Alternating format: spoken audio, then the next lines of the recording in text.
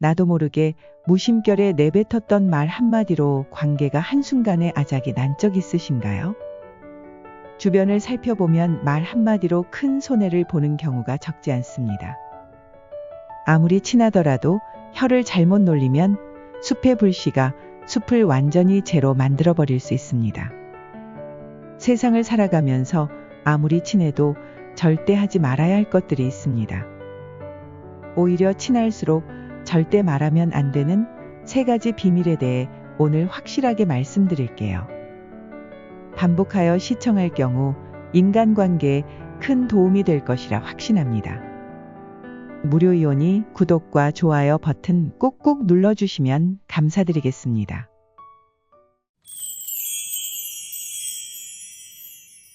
친할수록 비밀을 절대 함부로 드러내지 말라. 어느 해 겨울 김대리가 저를 찾아왔습니다. 김대리는 언제나 표정이 밝고 동료들 사이에서 중재자 역할을 했습니다. 그런 그가 이날따라 한숨을 쉬며 저에게 다가왔죠. 과장님, 정말 큰일이 생겼습니다. 저에게 아주 은밀한 비밀이 있는데요. 그렇게 자신의 은밀한 고민을 저에게 고백했습니다. 그것은 민감한 내용이었고 저는 진심으로 김대리의 고뇌를 위로하며 도와줄 방법을 고민했습니다. 하지만 그의 신뢰를 저버리지 않고 다른 이들에게 그의 비밀을 흘리지 않는 것이 저의 가장 중요한 임무였습니다. 그 후 몇 개월이 지났고 제가 없는 사이에 문제가 사무실에 파다하게 퍼져버렸습니다. 누군가에 의해 흘려진 그의 비밀은 갑자기 모든 직원들의 입에 오르내리는 소문의 중심이 되어버렸습니다. 팀 내에서 고립되었고 점점 더 일에서 멀어졌습니다. 제 마음은 찢어졌지만 제가 할 수 있는 일은 많지 않았습니다. 과장님, 제가 멍청했어요. 사람들에게 너무 쉽게 마음을 열었던 것 같아요. 김대리의 그 한탄에 저는 겨우 말을 잇습니다. 사람마다 자기만의 십자가가 있어. 중요한 건 누가 당신의 진짜 벗인지 알고 그 벗에게만 마음을 열어야 한단다.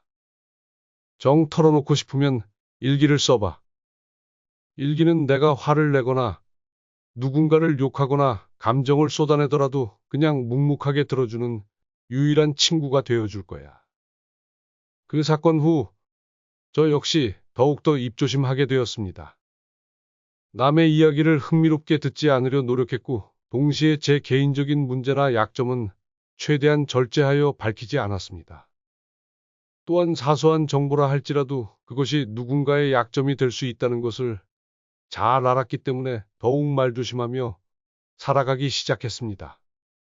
사람은 대개 남의 약점을 통해 위안을 얻거나 불행을 즐기는 본성을 갖고 있습니다. 때때로 당신의 이야기나 약점을 흥미로 삼거나 이를 이용해 당신을 해치기도 합니다. 아무리 친하고 가까운 사이일지라도 무거운 비밀이나 개인의 허물, 치부는 절대 함부로 공유하면 안 됩니다. 누군가에게 비밀이라는 무거운 짐을 맡기면 나뿐만 아니라 상대에게도 민폐를 끼치는 행위라는 사실을 명심하셔야 합니다.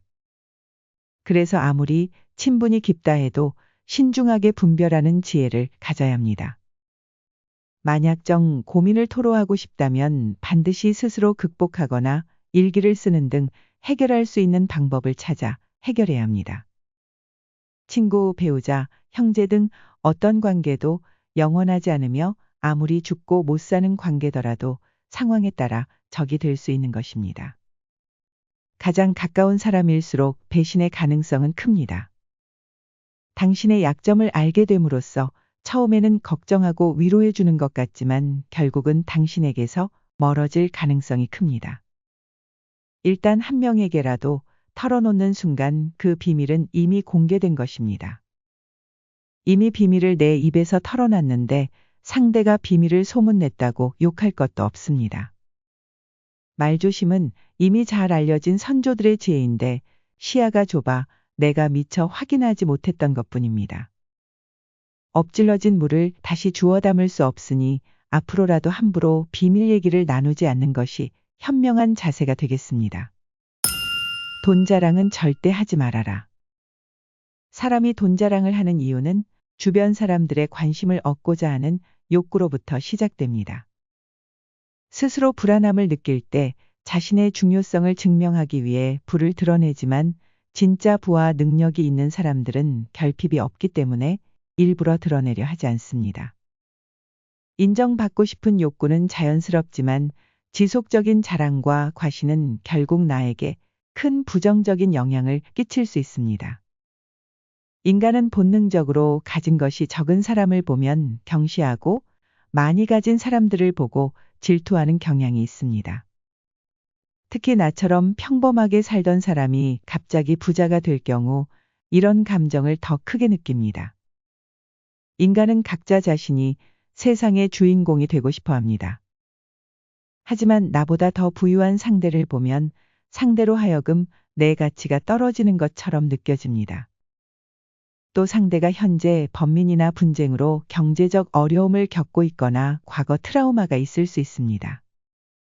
이런 경우에 갑자기 불어난 재산에 대해서 언급하는 것은 상대에게 깊은 상처를 줄 수 있습니다. 사람은 다른 사람이 자신보다 많은 것을 가졌을 때 상처를 받을 수 있습니다.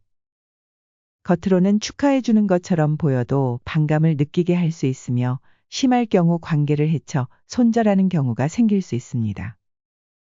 나를 드러내고자 하는 욕구, 인정받고 싶은 욕구 때문에 결국 최악의 결과를 초래할 수 있다는 사실을 인지하고 행위를 미리 피하는 게 바람직한 자세입니다.